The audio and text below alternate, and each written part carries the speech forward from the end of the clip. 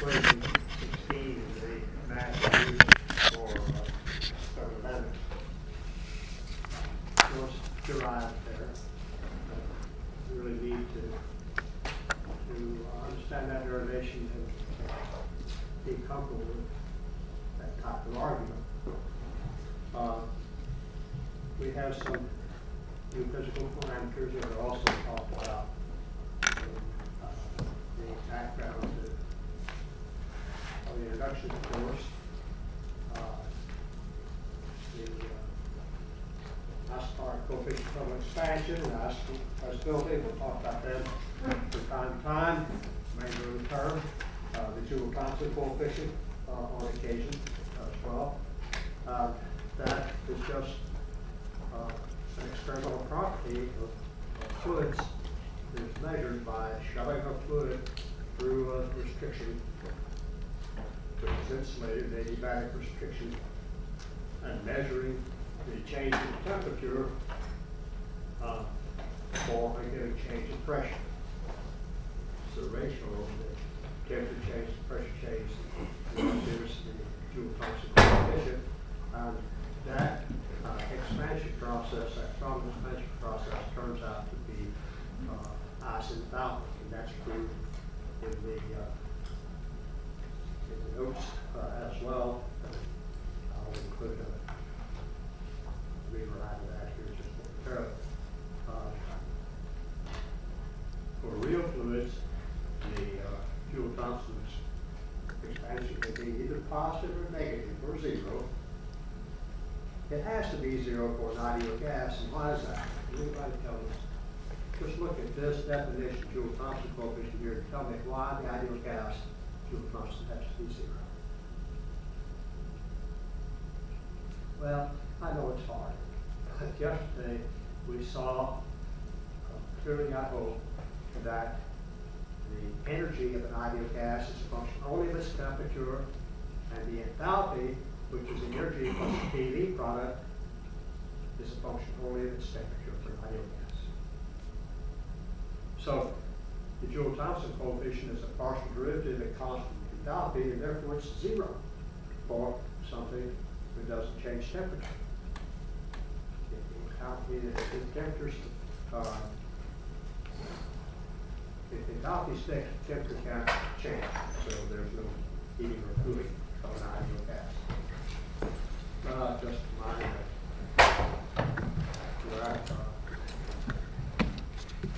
that diagram plug and throttle can do anything that restricts flow. It can just be an open tube for that process work. You've got an insulated open tube like a pipeline. Here's a pipeline sometimes with gases and fluids going down there. If they're insulated, then that's a Joule-Thomson expansion. The pressure is always lower downstream than it is upstream. That's the fluid's not going. If you measure the temperatures, A and B, and pressure drops, you measure the Joule-Thomson coefficient for whatever that is. So I just reiterate here that any fluid, pure gas, pure liquid, or any mixed fluid, gas liquid mixture, or whatever, anything that's fluid can be pushed through a restrictor like that with Joule-Thomson coefficient measure. Some examples are given in the math review for thermodynamics and on the next page, which I will put up here. Okay, so I just remind us that the Joule-Thomson coefficient can be positive, and if it is positive, that means the expansion, the pressure is always going down. So if Joule-Thomson coefficient is positive, that means that the temperature is falling. So if Joule-Thomson coefficient is positive, there will be cooling on the expansion. If it's negative, there will be warming on the expansion. And here are some graphs for a few gases and liquids on this particular plot. I've highlighted the axis for Joule-Thomson coefficient 0. And try to indicate here of who that didn't get high. Do it nice. Just imagine it's all blue up here, it's all red down there. But anyhow.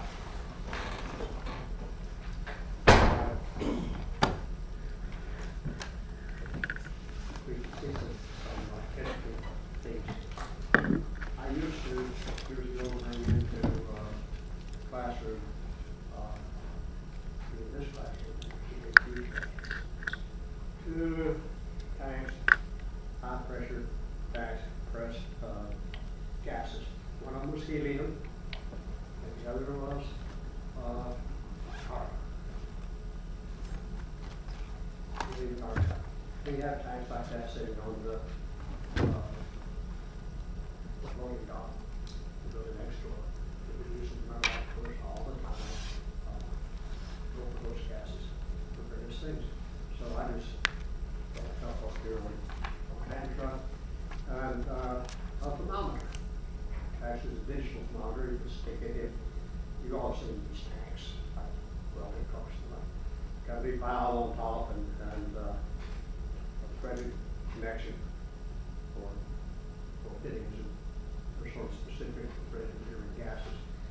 But that's not important. The important thing is at high pressure gas, about 2,000 pounds per inch each one of them. I put a thermometer in that, opened the valve, just cracked it and let the stuff come out. That's a throttle flow. It happened fast, so there wasn't any much heat flow going across that valve. So it was essentially the tube process expansion. And when I put the argon on there and opened it, that kept everything down. And I put, when I put the helium on it and opened it, and so I posed this question in my class. Here are two ideal gases, same family of Barrett chart. Both just monatomic, little wussy atoms that don't do much. Not much chemistry associated with them. They should always behave similarly. How can you expand one and it gets warmer and expand the other and from the same conditions and it's cool? Well, by that time, I had tried to explain to them everything you need to know to answer that question. So I found out from you people. And maybe it's something to think about. But it all goes back to what we talked about kinetic theory and interactions and electric forces. And you can just imagine that as you squeeze these molecules closer together in those tanks, then they interact with each other more often. The electric forces become more important. If the temperature is relatively high, then they bang each other hard, and the repulsions become more important. And we talked about this the other day, they hate each other's guts, and they can't stand together. You open that valve, they not only go out to the atmosphere, which is low pressure, but they go with vengeance because they are repelling one another, and their kinetic energy goes up. And since there's no other energy available, their potential energy has to go down. And that means sure. And the kinetic potential energy goes down because they're crowded together way up high on the physical wall. As they fly apart, you're going down to a zero. And it's this increase in kinetic energy makes temperature go up. If, on the other hand, they're pretty cozy, they like one another, the temperature's not so high that they're colliding too vigorously, so when you crowd them together, they have some ice. And so when they expand, sure they'll expand because it's a big pressure difference, but they are sort of not too anxious to expand. They pull away from one another sort of lovingly and slow down in the temperatures.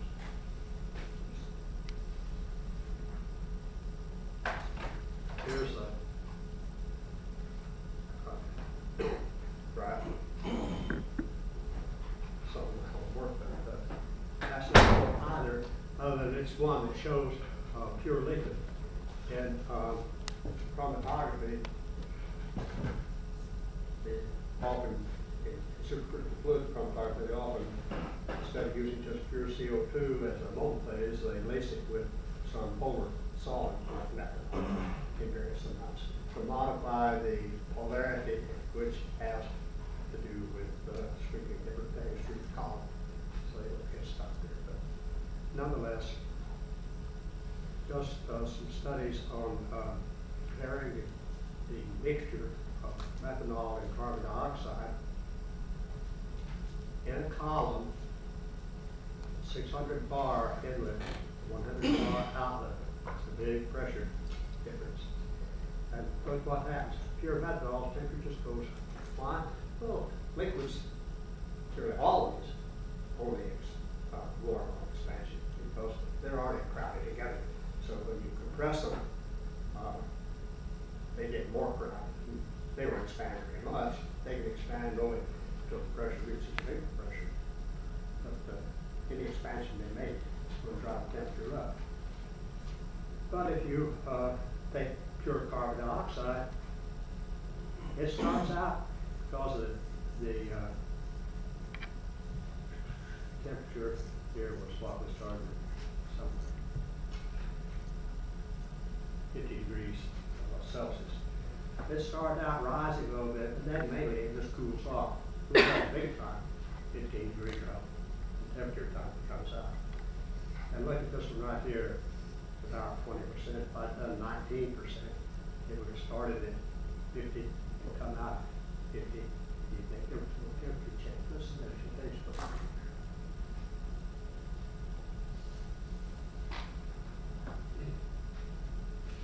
All right. Now, if you read through that review, you found on the last page a little challenge. It's related to this one that I will just share with you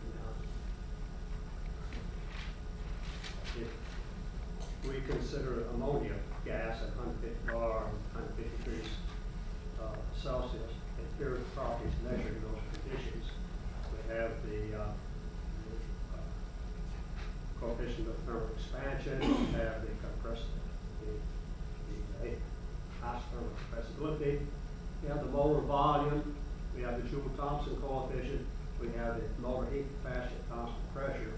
And those are all things you can put in this equation to calculate the change in the difference in heat capacities. So I'll ask you to do that. If you do, you ought to get this result, I hope, 4.218 bar. Also, then calculate the heat capacity constant volume, which should be about 6.71 bar. And calculate the ratio of heat capacity should be about 7.3. That's the kind of thing students better understand to be able to do. I'll stick this in, print that out, scan that, and put that on the web this afternoon. All right, so put that to rest while we do the fall. I tried to write this out a little bit.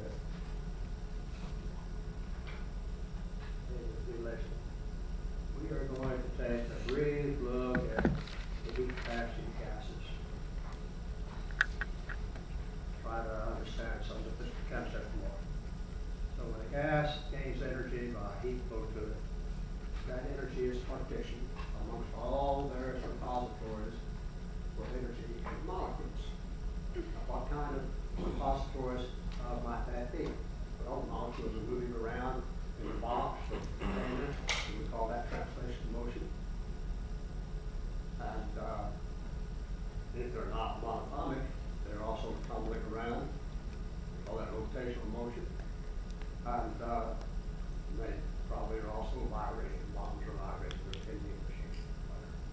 So we have translation, rotation, vibration, energy, places for energy can be accommodated in molecules. So we put energy into a gas, and where does it wind up? It winds up in all these places. These include translational energies, which we know about. Rotational energy, I just write as 1/2 mole of inertia times the angular speed squared. vibrational energy, this, we remember, has two parts. There's always trade-off, kinetic for potential, kinetic for potential. That's what vibration is all about.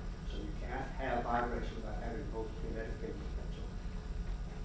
So there are two cubby holes in translational mode.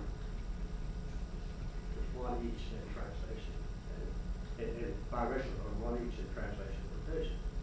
Now, classical mechanics includes or embraces the equipartition theorem, which we studied earlier. Now we're going to come back and revisit it in this video. And the equipartition theory, or theorem, says that equilibrium, the thermal equilibrium, all repositories for energy storage in an electric system share the available energy in equal proportions, partition equally amongst the various places where we can simplify it. And we found that worked pretty neatly back when we were looking at things like the interpretation or explanation of the Coulomb heat rule for heat capacities of metals, treated atoms and metals, two-dimensional oscillators, get no heat condition on that. The energy, the average energy of gas molecules was 3 half kT, 1 half kT per translational mode. Then we said, well, these vibrators would have 1 half kT per vibrational mode of kinetic energy, 1 half kT per vibrational mode of potential energy, or kT per mode, 3 modes, 3 kT. That was the equipartition theorem. This is revisiting that same idea. Well, let's talk about how many degrees of freedom there are in molecules. Now we're not talking about metals, metal crystals. Degree of freedom of molecules is 3 times the number of atoms of molecules. Everybody understand that? Agree with that? That principle in mechanics and physics. Where n's the number of atoms in the molecule. So here's a little table. We're going to look at different kinds of atoms, count up all the degrees of freedom in the molecule, different kinds of molecules. If the molecule has just one atom in it, it has only 3 degrees of freedom, and they are all translational. And there's no real, I got my show and tell here. There it is. You say, well, it can be rotated, yes, but that rotational part is all taken out in the treatment of the electron motion. It's not part of the conversation here for the physical properties of gases. So that's very simple. So the next one is the diatomic. Diatomic, we have 6 degrees of freedom. We always have 3 of translation. And we have what? We have how many rotations? Well, we have 2 degrees of rotation, that way or that way. So if you take this atom here and put it anywhere on the surface, it's just associated. Mr. Hoffman. If you imagine this atom anywhere on the surface of a sphere, it can reach any place on the surface of the sphere via that rotation and this rotation, or a combination of just 2 degrees.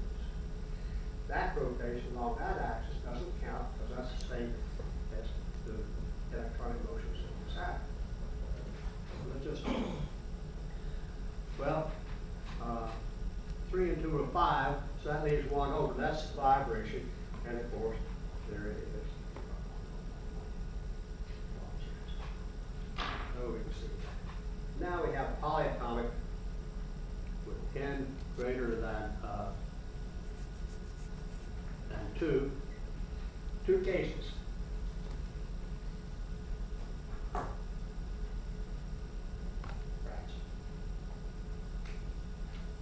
Just imagine this is a carbon dioxide molecule. Okay. So it's linear. And this has two rotations, the same as hydrogen, chlorine gas.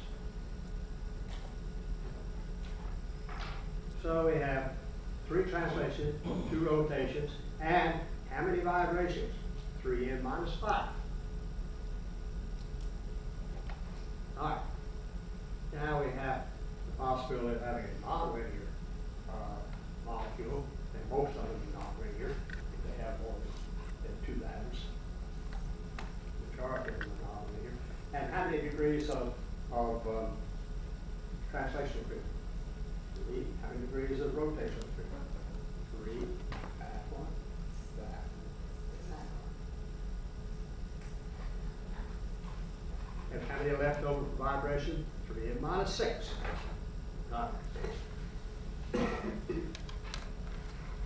For each molecule,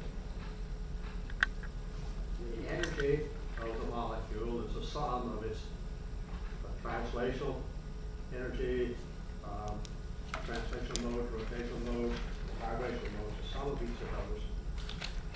And so that's equal to translation 1/2 mdx squared, 1/2 mdy squared, 1/2 mdz squared, and those are the translations, 3 modes. Right, rotation, we have 1/2 I omega squared for each rotational mode. 2 for 3, 0 to. For vibrations, we have 1/2 mdx squared, that's the kinetic energy of vibration, and 1/2 kx squared. This is not Boltzmann's constant, but rather Hooke's law constant, the elasticity of the bond. So this is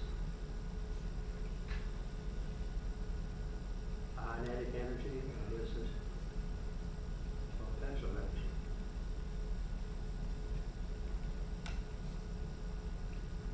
This is Hooke's law constant.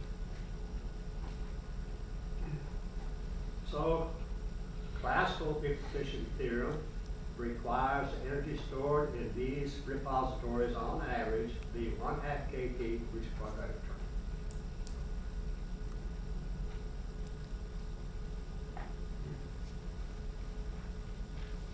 So the average translational energy per mode is 1/2 kT. The average rotational energy per mode is 1/2 kT. The average vibration energy per mode is 2/2 kT. Okay.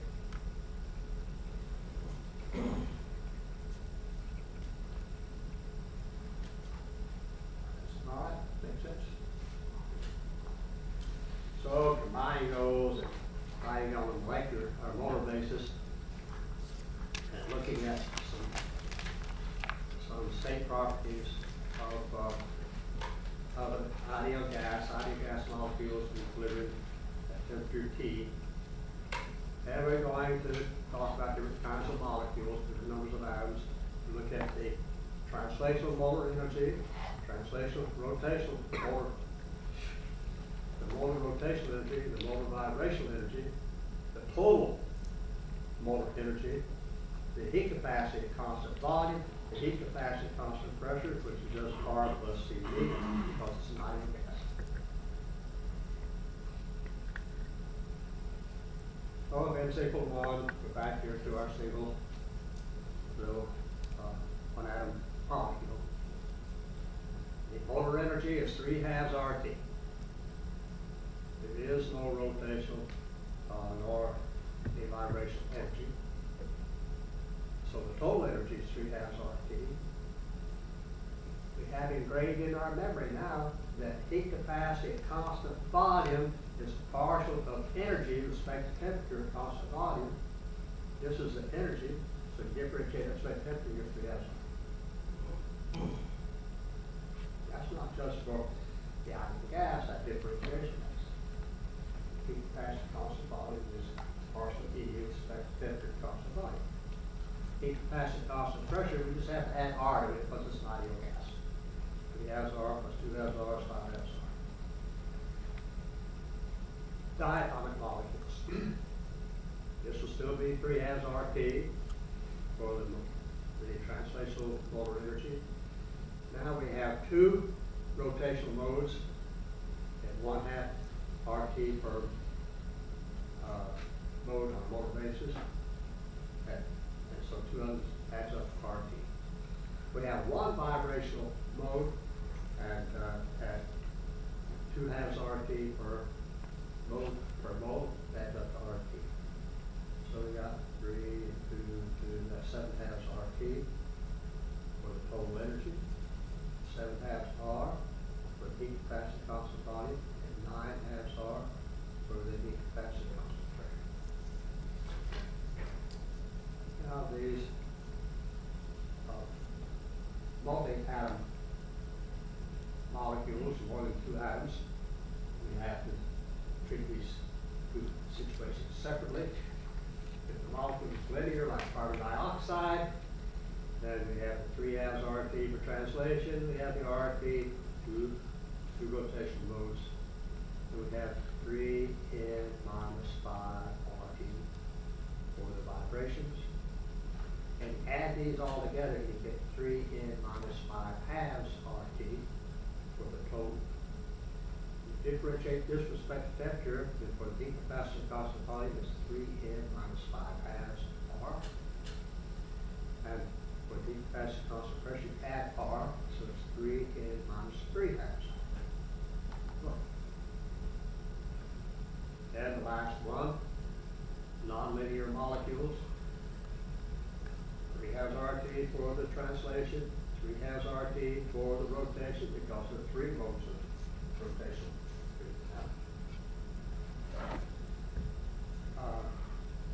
3n minus 6 RT for the vibrations.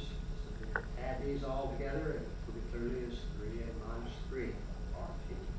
Differentiate it for heat capacity constant volume, 3n minus 3R. Add R, 3n minus 2R, and then we got the table solved. Complete.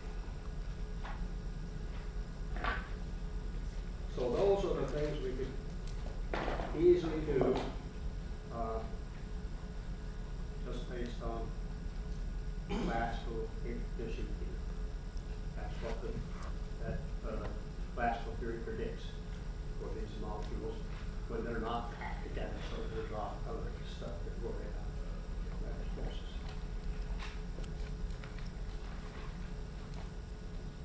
All right, so I like partition. I like to think about this partition in this way.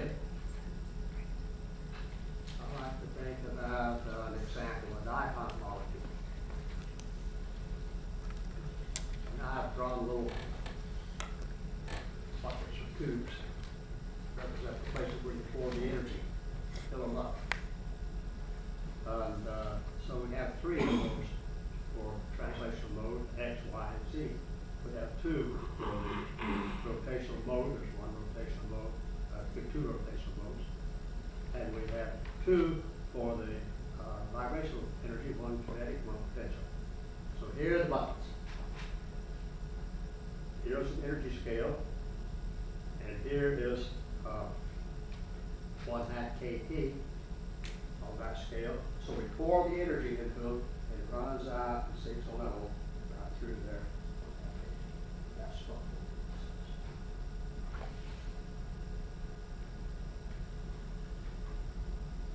so it predicts for this dipont molecule that the energy molecule is 3 halves plus 2 halves plus 2 halves kT, 7 halves kT. Same thing we had in that term. Now we're focusing down on this one little tiny molecule. The lower energy is Avogadro's number times the average molecular energy. So it just has RT. Because Avogadro's number times K is R. So the theory says that for a dipont molecule, just to review that one line for the chart we had a moment ago, is that the heat capacity constant volume over heat capacity is 7 halves R, and over heat capacity constant pressure is 9 halves R, and the ratio of heat capacities is 9 halves, which is about 1.285 or something. Isn't that CP over CV? So shouldn't it be 9 over 7? It's close. 9 over Two? Yep. I had a set there, I don't know why. Okay.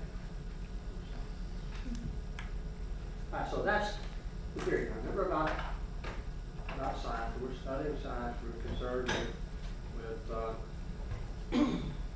observations, how lots of behavior matter, about trying to find rules that behavior follow, and trying to interpret what is there about matter that causes this behavior.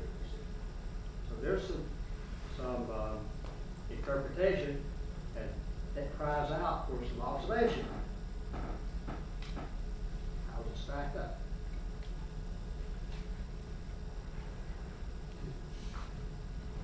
All right, we will compare the efficient theory of prediction with the observed behavior for time. Being anything, this is a good choice. And if gases are low enough pressures that we're not having to worry about having to account for irregular forces.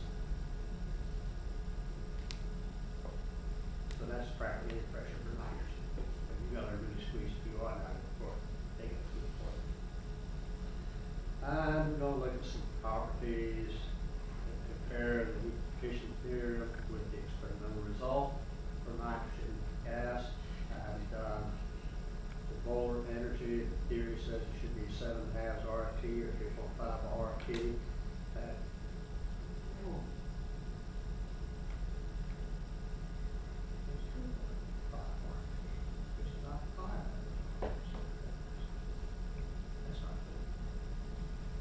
Well, the heat capacity constant volume then is the derivative of the energy, so theory says it should be 7/2 R, 3.5 R, and it's 2.503 R, which is about 5 hours away. And the ratio of heat capacity, the theory says should be, thank you,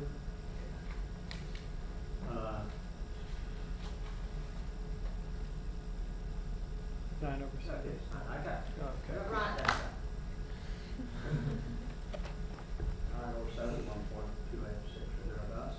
And the external value is 1.4012, which is about 7 hours.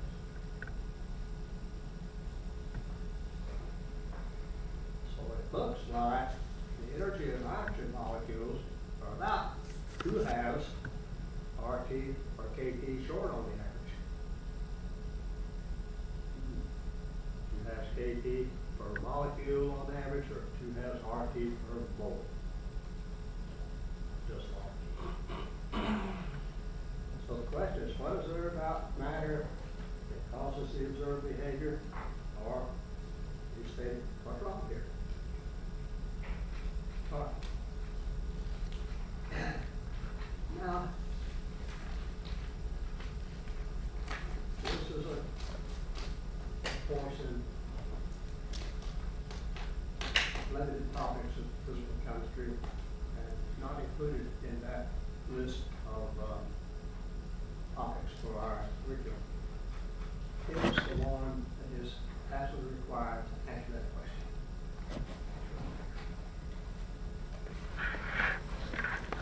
But because two things.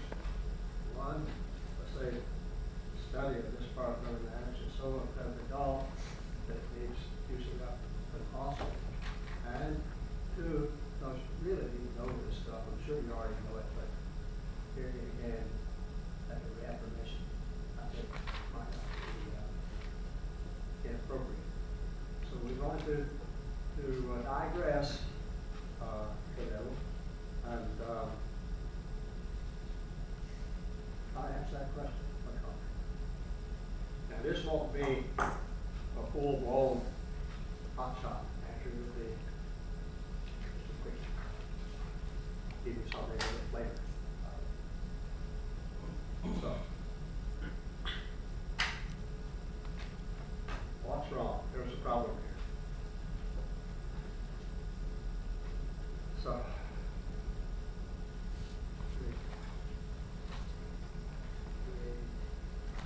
the nature of this problem, which is a pernicious problem that pervades all of our science,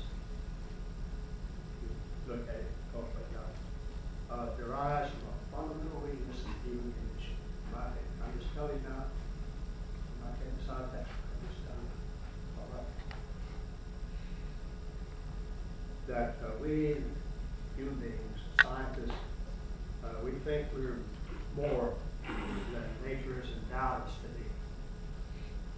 And we feel we should be able to see the universe, see the world as it actually is. But we cannot do that. At least not in the finest day. We cannot do that. So, for example, suppose that we wish to locate a particle. Locate this thing. How would we go about doing that? If you're dark and you're we had to go around. We had to interact with the object. How to do it? It was lying here. What do we say? It's a light. Bounce it off it. Bounce back to our eyes. In general, if you're trying to locate a particle, you have to send a messenger that is responsive to its presence and can report back to us that it had an encounter that suggests there was an object there. That's who we are, and that's where we get information.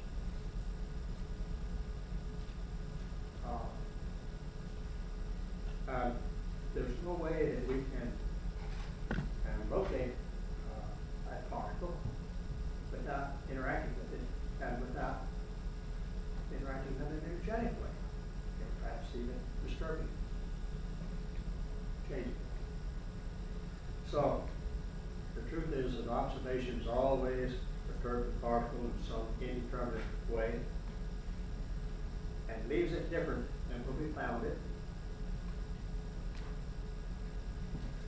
Now, some years ago, you were probably not you were born yet. But some years ago, we said sometime young men often to rendezvous with the moon. I remember that much. Very exciting.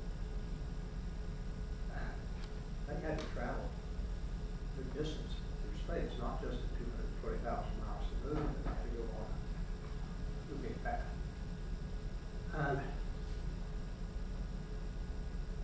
They were pretty confident when they got there, and they looked out the window, that there was some moon.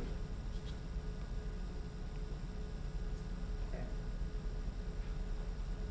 that's a particle, and we observe it, but we don't knock it out and sort it up. We can't land a spaceship on it. But why is it particle is more common in study of chemistry? Why is it something like an electron? Okay. We try to find an electron. Then what do we have to do? We can't see it with ordinary light. We have to interact with it somehow. And any observation we make on that electron, we did right here, this phase came from, and we did something that came back and said, oh, there's an electron right there. We say, oh yeah, but you can't be sure they still have to find it there again. So you go back and look, and it's not there. It's a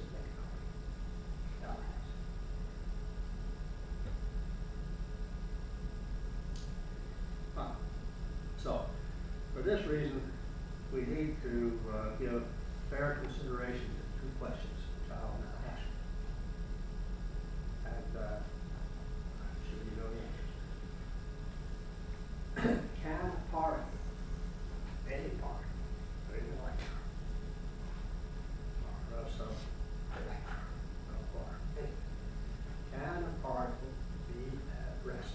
Okay. I see one head shaking. No. Anybody agree with that? You say no? No. Anybody else? Everybody agree? We take a vote. No. That's the party line. And I say to you, in all sincerity, hell yes. Why not? Who the hell are we to tell a particle that it can't be a lesson? That is the arrogance of the human being, playing God, which I told you we do when we create theories. On our theory, we can say our molecule has to be moving or whatever. But we're talking about real matter now. not talking about the people. That's the arrogant nature of who we are. Teach people like you, people all over the world, that are powerful cannot be oppressed. And I'll say BS. Prove it. There's no reason to have us do it. No reason at all, other than just to preserve our dignity. That's what they think is our dignity. So I would say yes, the Parliament can be addressed. As far as I know no reason why it can't be. Then, next question. Can we observe the particle to be addressed? Now, what's the answer to that? We haven't thus far. Pardon? Said we haven't thus far. I'd say can we? Based on who we are. And the answer is no. We cannot observe particles to be addressed. Why? Because we're human beings, we're not gods. We're human beings. And the only way we can locate a particle is by interacting with it. And if we interact with it once and disturb it in some way that we've not got certain details of it, and go there and interact with it a second time, different time, and say, oh, it was here then, it's here now, time difference, we know it's going this direction, this speed. You'd say, oh yeah, well then we predict it's going to be out there, you go out there at that time, but it's not there. Why? Because each observation knocks it off course. Each observation changes to something determined. We can't know. Could it be at rest? Oh, hell yes. Could we find it there? If we found it once, then water proves at rest, we gotta go find it there again. And if it's not there, we say it wasn't at rest. How do you know what it was?